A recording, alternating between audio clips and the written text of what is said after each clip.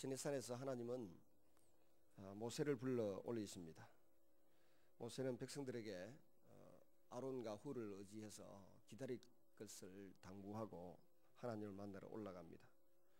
이렇게 산에 올라간 모세에게 하나님은 성막 모형도와 설계도를 보여주십니다. 이것은 하나님께서 이스라엘 백성들과 계속적인 만남을 가지려고 하는 계획이 있음을 보여주는 그런 대목입니다. 한편 성막을 짓기 위해서는 백성들이 가지고 있는 기중품들을 즐거운 마음으로 드려야만 했습니다. 하나님과 이스라엘 백성이 언약을 맺는 과정에서 그들 스스로의 선택이 있어야 했듯이 성막 건축에도 백성들의 자원하는 마음이 있어야 했습니다. 먼저 이렇게 보시면은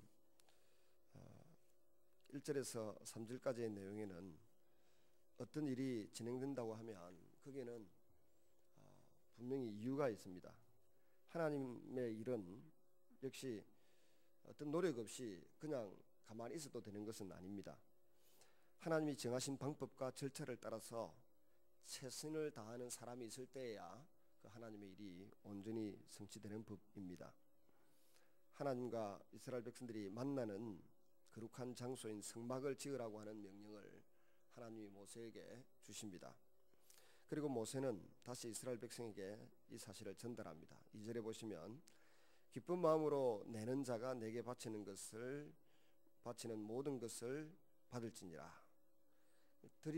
하나님께 드리는 것을 즐거운 마음으로 기쁨으로 드리라는 것입니다. 부담스러워하고 인색해하고 마지못해 하는 마음으로 드리는 예물을 하나님이 절개 받지 않겠다는 것입니다. 자원하는 마음, 헌신하는 마음이 있을 때 하나님의 일이 이루어지게 되는 것입니다. 그리고 8절에서 9절을 보시면 하나님이 이스라엘 백성들을 만나는 이 모든 일들은 사실 노력 없이 하나님이 그냥 주셨습니다. 하늘에서 떨어지는 만나, 백성들이 그 만나를 얻기 위해서 노력한 게 별로 없습니다. 그냥 불평하고 원망하면 되었습니다.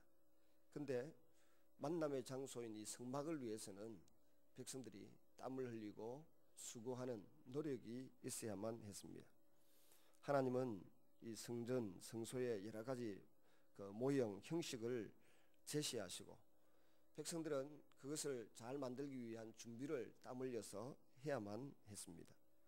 하나님이 그들이 재료를 준비함에 있어서 즐거운 마음으로 드리기를 원하셨고, 이는 하나님과 이스라엘 백성들 사이에 더 좋은 관계를 맺기 위하여 백성들이 노력해야 할 일들이 있다는 것입니다.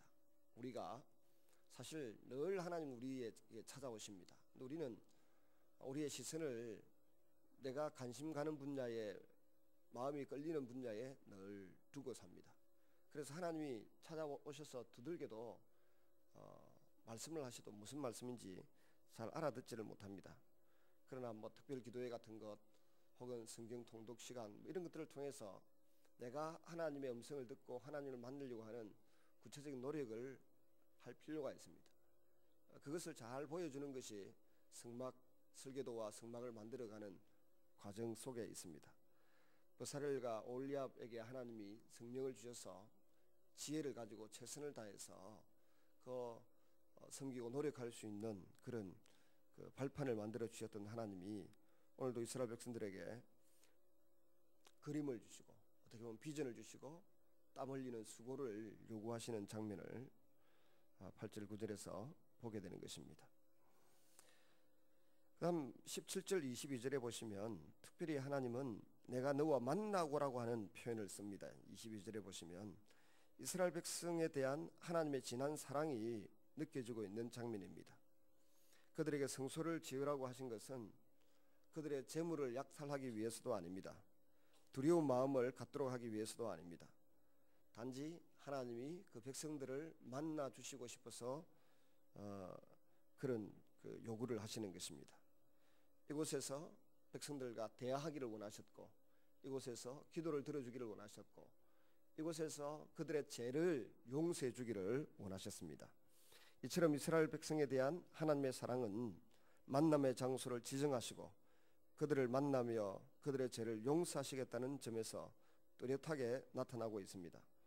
오늘도 이 사랑의 하나님이 우리를 만나고 싶고 우리와 대화를 나누고 싶어서 독생자를 땅에 보내셨고 십자가에 못 박혀서 피 흘리도록 또 죽임을 당하시도록까지 사랑을 우리에게 고백하시고 하나님을 만날 수 있는 장을 만들어 주신 것을 잊지 않고 기억해야 할 것입니다.